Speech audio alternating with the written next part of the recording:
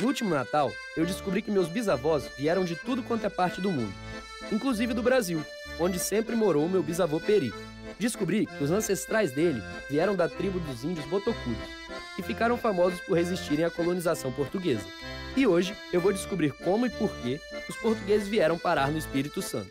Dom João III resolveu dividir o Brasil em capitanias hereditárias, já que a coroa portuguesa não tinha nem dinheiro nem gente suficiente para povoar o Brasil e desenvolver o Brasil. E nomeou Vasco Fernandes Coutinho um dos donatários. Ele vai comandar aquela terra, vai ser um pouco dono da terra, vai representar o rei.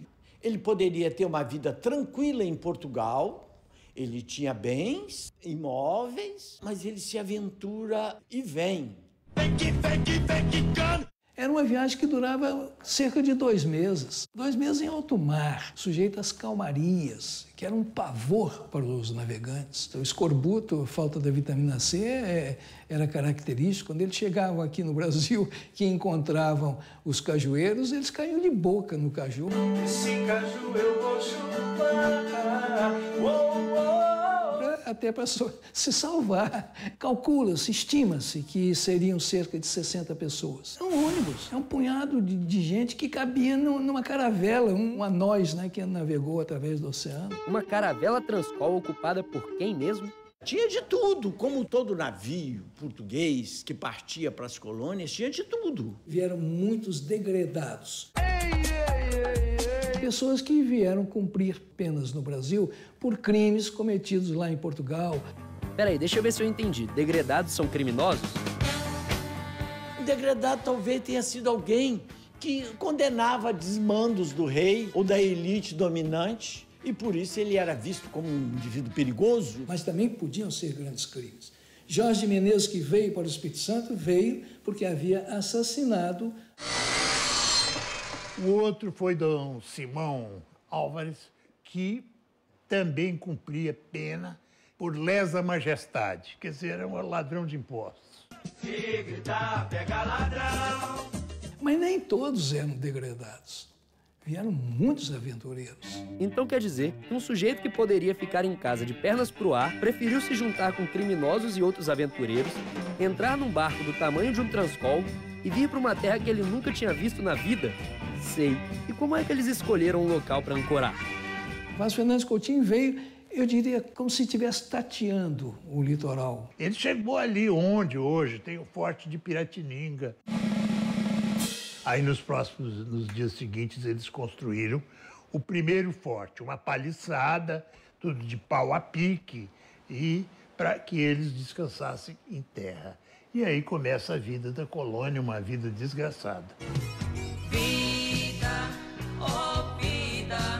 E de onde veio o nome Espírito Santo? Como no dia 23 de maio de 1535, era um domingo, e era o domingo de Pentecostes, o dia do Espírito Santo, ele nomeou a capitania de Espírito Santo. Mas é muito interessante o seguinte, a terra dele, Alenquer, em Portugal,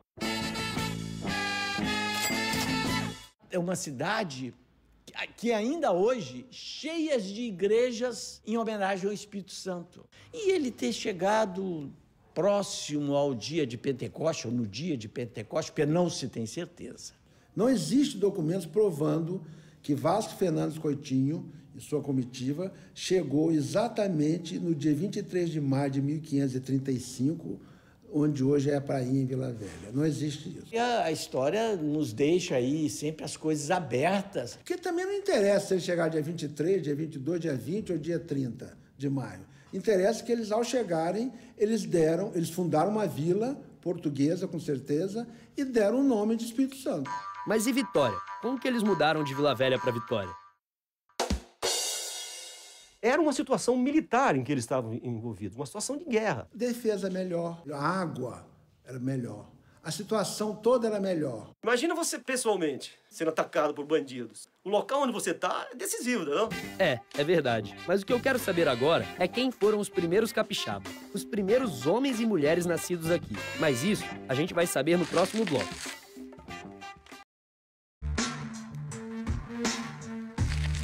Os portugueses, como não tinham dinheiro nem gente suficiente para povoar o Brasil, inventaram o sistema de capitanias. Eles dividiram o país em vários pedacinhos de terra e depois enviaram para cá os donos, os donatários, que vieram com bem pouca gente. Que seriam cerca de 60 pessoas. E possivelmente todos homens. E daí surgiram as primeiras famílias capixabas, por assim dizer. Os colonos portugueses chegavam aqui e mantinham relações com as índias. E daí nasceram muitos filhos que eram chamados de caboclos. Então, minha avó Almira, que é filha de pai botocudo de segunda geração com mãe portuguesa, é uma cabocla. Mas e os jesuítas? Eles vieram aqui só para casar os portugueses e as índias? Não. A partir de 1550, eles chegam para ocupar o espaço onde hoje está o Palácio Anchieta. O Padre José de Anchieta, que era a mais importante figura da Companhia de Jesus que passou por aqui. Né? Eu sou sinistro. Por isso que o nome dele ficou em vários empreendimentos aqui. Né? Tudo aqui é Anchieta, né?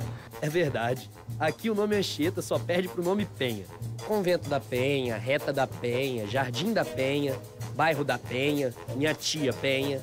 A escola principal deles era a de Vitória, o Colégio de Santiago, onde hoje é o Palácio Anchieta. Que centralizava os aldeamentos, as outras construções jesuíticas no estado. E para suprir toda essa administração, você tinha as fazendas. Próximo à Vitória tinha a fazenda de Araçatiba. Para quê? Produção de açúcar. Era básico como produto econômico da época. Então, o nascimento do Espírito Santo está nesse contexto de globalização. Eles vinham para fazer a produção de açúcar, para esse açúcar depois ser consumido na Europa. Mas antes eles vieram pegar o nosso pau-brasil, também conhecido como Ibirapitanga. É interessante isso, o Espírito Santo como um saco sem fundo, né? O extrativismo começa aqui desde a chegada do primeiro colonizador e não para. O Espírito Santo é como se tivesse ficado ali guardado para uma hora do saque. Não vamos pagar nada. E o açúcar vai ser o primeiro produto econômico que os portugueses vão criar. Resumindo, os jesuítas que vieram para catequizar os índios construíram escolas, casas e fazendas para garantir a sobrevivência, enquanto os portugueses construíram engenhos para produzir açúcar e vender para a Europa. Entenderam? Mas vamos agora para a história de Vasco Fernandes Coutinho, porque eu tô curioso para saber o que aconteceu com ele. O nosso primeiro donatário, ele foi excomungado. Porque aconteceu com Coutinho uma coisa que hoje é até ridícula, mas na época tinha uma importância muito grande sob o aspecto religioso. Coutinho contraiu o hábito de fumar. Que era um costume indígena, que ele adotou e era de mau tom. Ele era uma pessoa, digamos, fraca diante dos prazeres da vida. E ele ficou logo amigo dos índios, ia fumar com os índios. E aí o bispo lá, o que é que faz? O Dom Pedro Fernandes Sardinha. Ele excomunga o homem e barra a entrada dele na igreja. Coitado do cara. Ele ganha um pedaço de terra no meio do nada, vende tudo o que tem, junta uns criminosos e aventureiros e vem parar aqui, para ser barrado na igreja. Ele morreu velho, pobre, cansado, ligado ao Espírito Santo. Eu acredito que não, mesmo porque o engenho do Taquari ainda era dele. Ele deixou, está no inventário dos bens deixados para o Vasco Fernandes Coutinho, o filho. Ora, se ele herdou, o pai não morreu na miséria. Isso tudo é possível, mas aí fica a nossa imaginação. Legal, eu vou ficar imaginando o que aconteceu depois. Pelo menos até o sábado que vem, quando a gente vai conhecer mais um pouco da nossa história no próximo Raízes.